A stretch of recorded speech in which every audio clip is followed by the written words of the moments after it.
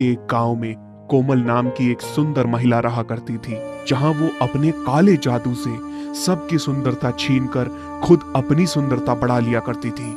इस बारे में उसके ससुराल में किसी को कुछ नहीं पता था कि वो काले जादू से चुड़ैल बन रही है। एक दिन रामू, अरे ओ रामू, ये देख दरवाजे के नीचे क्या रखा है।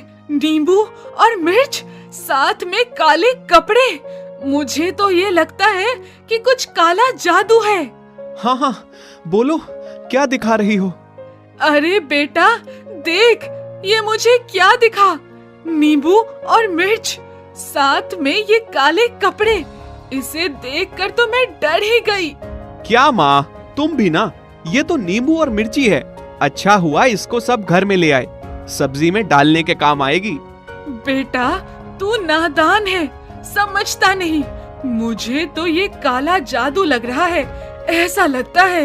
वैसे ही कोमल नाश्ता लेकर आती है और कोमल ये कहती है, क्या तुम्हें पता है हमारे दरवाजे पर मुझे क्या दिखा?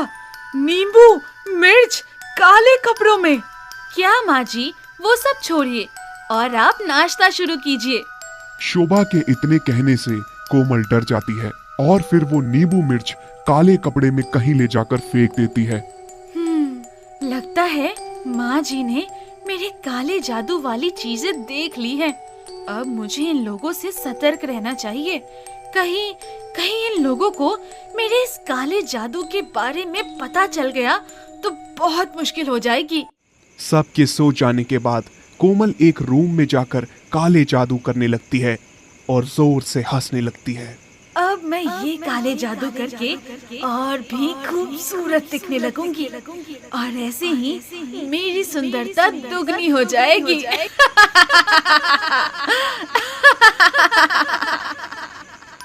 कोमल के काले जादू की वजह से गांव में किसी न किसी की उम्र कम होने लगती है। जो भी कोमल के काले जादू का शिकार होता है वो अचानक ही बीमार पड़ जाता है। उसी रात रामू की नींद खुलती है। रामू कोमल को नहीं पाता, कोमल को खोजने लगता है। कोमल, कोमल, तुम कहाँ हो? इतनी रात में कहाँ गायब हो गई हो? अरे मेरे भाग्यवान! इतना कहते ही रामू की आवाज सुनकर रामू के पास अपने जादू से तुरंत जाकर खड़ी हो जाती है। रामू अचानक से डरते हुए, कोमल, ये क्या पागलपंती है? और ये क्या, तुमने काले कपड़े क्यों पहने हुए हैं? वो मैं पानी पीने गई थी। रूम में पानी खत्म हो गई थी ना, इसलिए।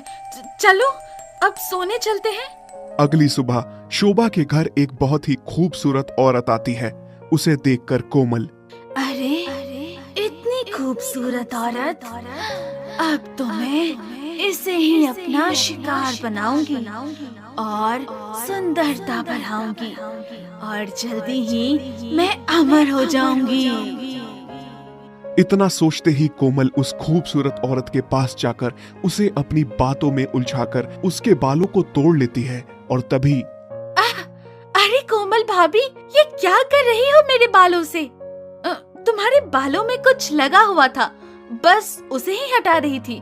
ओ सॉरी, तुम्हें कसकर लग गई होगी ना, मुझे माफ करना। इतना कहने के बाद कोमल वहां से चली जाती है, पर वो पड़ोसन को कुछ अजीब सा लगता है और वो शोभा से बात करती है। आंटी, मुझे ये कोमल भाभी कुछ अजीब लगती है। उसे देखते ही मुझे डर लगता है। इसकी हरकतें मुझे पसंद नहीं आती। क्या तुम भी? अरे मेरी बहू ऐसी नहीं है। अब चलो चाय पीते हैं। नीता के जाने के बाद शोभा अपने रूम में आराम करने के लिए चली जाती है। वैसे ही कोमल अपने रूम में जाकर काला जादू करना शुरू कर देती है। मैं नीता के बालों से ही मैं उसकी सारी सुंदरता छीन लूंगी और उसको अपने वश में कर लूंगी। बस कुछ ही दिन और, अमावस्या की रात मैं अमर हो जाऊंगी। उसके बाद मैं किसी को जिंदा नहीं छोड़ूंगी। इतना कहते हुए वो अपने मंत्र जाप करने लगती है। ओम ब्रीम ट्रीम चामुंडाय विचे, ओम ब्रीम ट्रीम चामुंडाय विचे।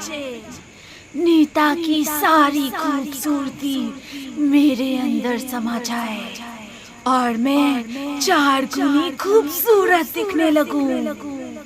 कोमल अपने जादू से उस रात खुद को बहुत ही खूबसूरत बना लेती है। वही नीति अचानक से खून की उल्टी करने लग जाती है। ये काले जादू से मैं और भी खूबसूरत हो गई। जैसे ही वो खूबसूरत हो जाती है वैसे ही नीता की खूबसूरती चली जाती है। ऐसा लगता है मानो कई सालों से वो बीमार हो। अगले ही दिन नीता की ये दशा देखकर ये बात चारों तरफ फैल जाती है और सारे गांव वाले शोभा के घर में आना जाना बंद कर देते हैं। रामू शोभा को देख मन ही मन कहता है, अरे ये क्या, कुछ देर पहले नीता की खूबसूरती में दाग लग गया। वाह, बहुत ही अजीब दिखने लगी है। और ये कोमल इतनी खूबसूरत कैसे? दिन ब दिन इसका चेहरा चमकता जा रहा है। अरे बहू, आखिर जरा हमें भी बताओ अपनी खूबसूरती का राज। शोभा बोलकर बाहर चली जाती है। वही कोमल अपनी चुड़ैल के रूप में आ जाती है। हाँ, तो मैं सुंदर हूँ और मेरे खूबसूरती के आगे किसी की भी खूबसूरती नहीं है।